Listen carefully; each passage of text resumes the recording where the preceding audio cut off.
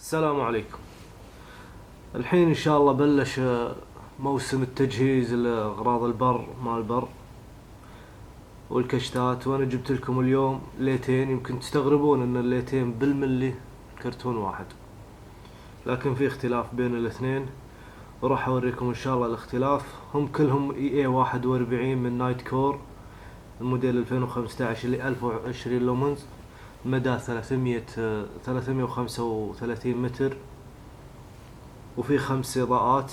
مميزات الليت هذا صغر حجمه، وانه يشتغل على بطاريات دبل اي، يعني اعتقد متوفرة بكل مكان، وفي 5 درجات اضاءة. الحين راح اوريكم شنو الفرق، راح تلاحظون الفرق من تحت هنا. نخلي هذا، لاحظوا هني اي 41 ان دبليو معناتها ناتشرال وايت. الثاني مو مسجل عليه. راح اوريكم الحين، راح افتح الليتين واوريكم فرق الاضاءة وشنو ميزة الناتشرال وايت عن الابيض الطبيعي، الابيض العادي. بحسب جونا الصحراوي باغلب مناطق الخليج، الناتشرال وايت يفضل انك يعني اذا بتاخذ اضاءة تاخذها على اللون اللي مايل للاصفر، اللي هو يسمونه ناتشرال وايت بحكم بيئتنا الصحراوية. والحين راح اوريكم فرق الدرجات بالاضاءة فيهم، الالوان، وراح اوريكم المواصفات الثانية وشلون طريقة تشغيل الجهاز. وراح ان شاء الله اوريكم باخر المقطع، راح اوريكم ان شاء الله الفرق بينهم واعلى مدى فيهم، ان شاء الله تحصلون ان شاء الله اخر المقطع. وراح احط لكم هم روابط، رابط اخوي عطى ان شاء الله تحت حساب الانستغرام، وتواصلوا وياه اذا عجبكم الليتين هذول. واللي اذا حاب تاخذ الابيض اخذ الابيض، واذا حاب كنت تاخذ الناتشرال وايت اخذ الناتشرال وايت، شيء راجع لك.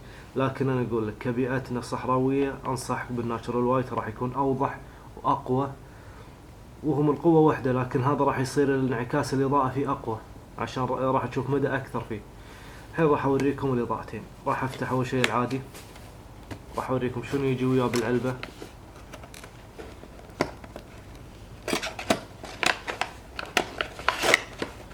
اذا فتحت العلبه اول ما يجيك وياها، فيها وياها الجعاب او البيت، في ناس تسميه جعاب في ناس تسميه بيت، الا الاضاءه. ويجي وياه قطع غيار مثل الربلات واللانير، تجي وياه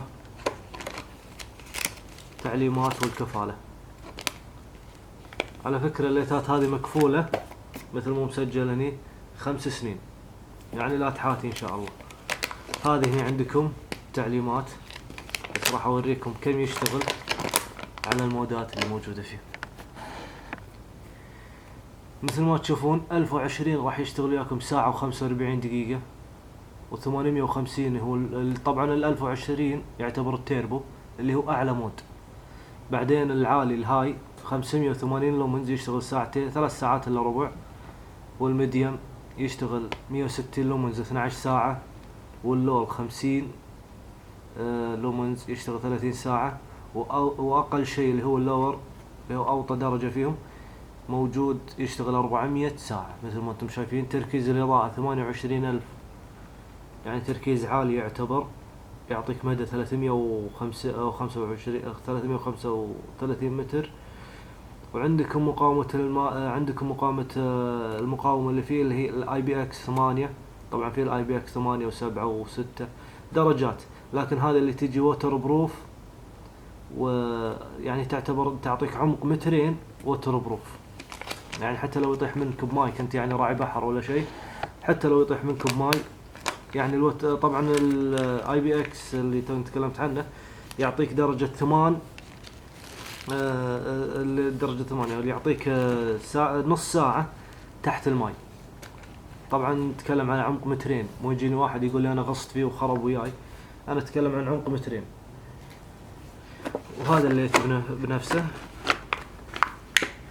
بس احط اغراضه عشان اعفسه. مثل ما تشوفون هذا الليت حجمه صغير بالايد، مسجل عليه الموديل، وهني مسجل عليه نوع البطاريات اللي ياخذها، وهني زرار التشغيل. يعني في ناس يقول لك انا ما احب الخلفي، يقول يرتاح على الجهة الامامية. هني مثل ما تشوفون عندكم الشمعة LED داخل يعني عميقة للأمانة مثل ما انتم شايفينها، وحجمها كبير الشمعة LED اللي موجودة فيه. راح اوريكم طريقة تركيب البطاريات. طبعا ما تقدر تفتح اي جهة منه الا بس من الجهة الخلفية، تفتح بالطريقة هذه.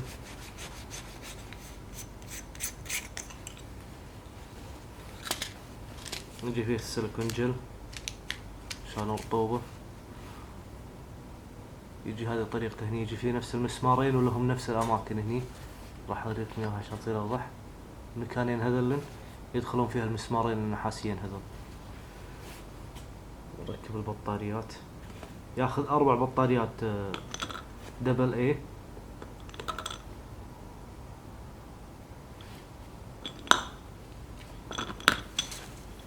هذا الأول.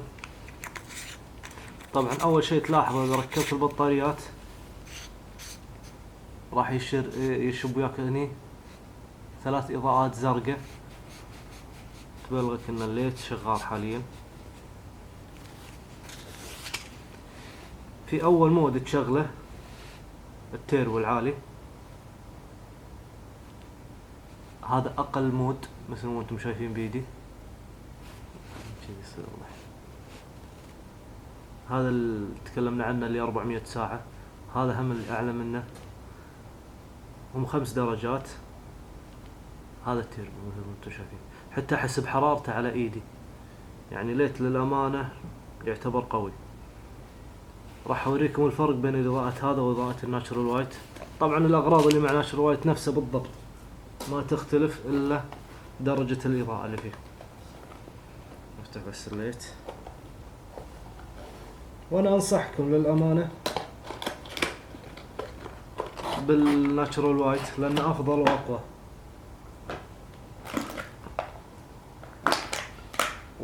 ومقارنة بأسعار ليتات ثانية للأمانة السعر هذا يعتبر مناسب بالقوة والمواصفات اللي تشوفونها فيه.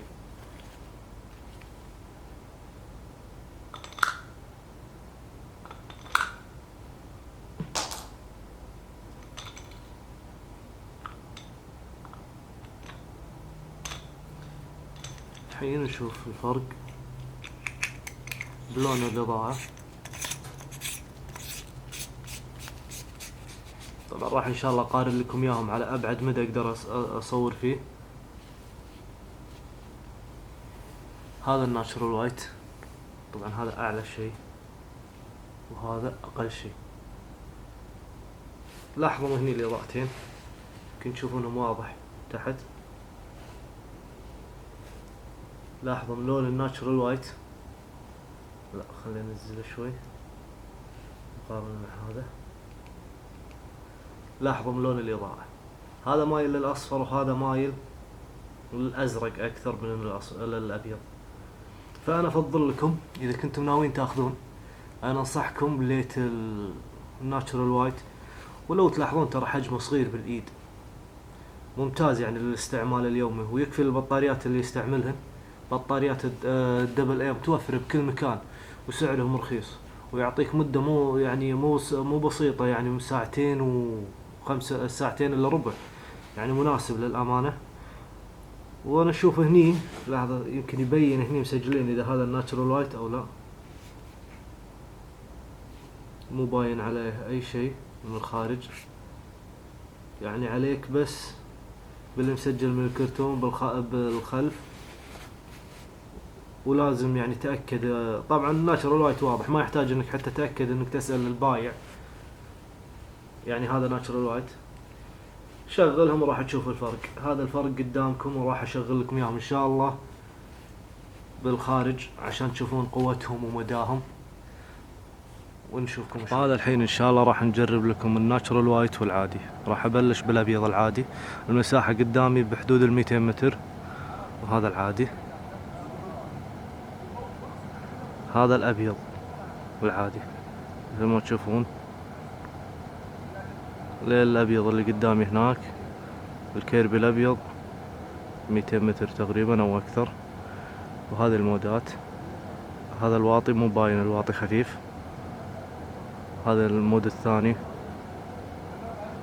وهذا الوسط، وهذا العالي، وهذا التيربو. هذا اللون الأبيض العادي، وهذا الناتشرال وايت. لو تشوفون يمكن فيه وضوح أكثر من الأبيض العادي. وهذا المودات، هذا المود الواطي، هذا اللي أعلى منه، وهذا الوسط، هذا العالي، وهذا التيربو.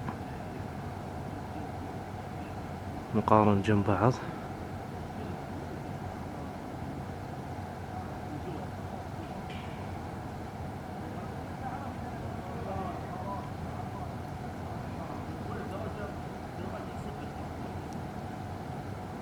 وإن شاء الله اللي عاجبه الليت وحب الليت الأبيض العادي أو الأبيض الطبيعي ناتشرال وايت ولا العادي، يحصل إن شاء الله عند أخوي عطا الأعظمي. راح أحط لكم حساب الانستغرام تحت، ويعطيكم العافية.